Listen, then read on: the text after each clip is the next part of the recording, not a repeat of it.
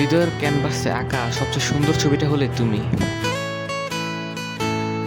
আমি তোমার ঠিক ততটাই ভালোবাসি যতটা শব্দে প্রকাশ করা অসম্ভব। আমাদের গল্পটা হয়তো সাধারণ, কিন্তু আমার কাছে তুমিই সেরা।